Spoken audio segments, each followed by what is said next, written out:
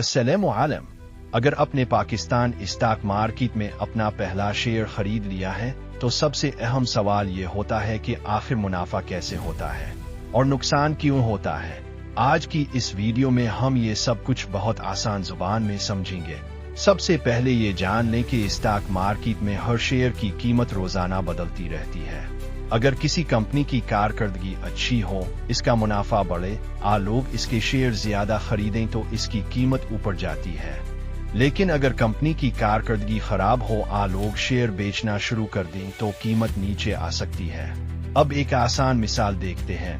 फर्ज करें अपने किसी कंपनी का एक शेयर 100 रुपए में खरीदा। चंद दिन बाद इस शेयर की कीमत 120 रुपए हो गई। अगर आप इस वक्त अपना शेयर फरोख्त कर दे तो आपको 20 रुपए फी शेयर मुनाफा होगा। लेकिन अगर इसी शेयर की कीमत 90 रुपए रह जाए और आप इसे इसी कीमत पर बेच दे तो आपको 10 रुपए फी शेयर नुकसान होगा।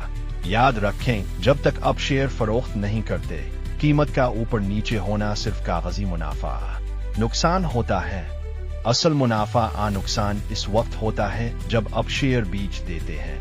नए सरमायाकार अक्सर एक गलती करते हैं। जैसे ही शेयर की कीमत थोड़ी सी कम होती है, वो घबरा कर फौरन शेयर बेच देते हैं। जबकि एक समझदार सरमायाकार कंपनी की कारकर्दगी, कारोबार और मुस्तकबिल को देखकर फैसला करता है, सिर्फ रोजाना की कीमत को नहीं।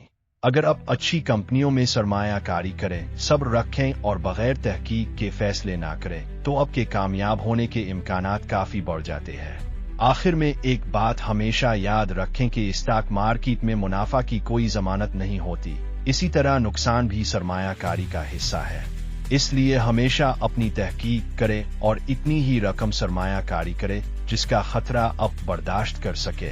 अगर आपको ये वीडियो पसंद आई हो और आप पाकिस्तान स्टॉक मार्केट आसान जुबान में सीखना चाहते हैं तो वीडियो को लाइक करें, चैनल को सब्सक्राइब करें और बेल आइकन जरूर दबाएं। अल्लाह हाफिज़।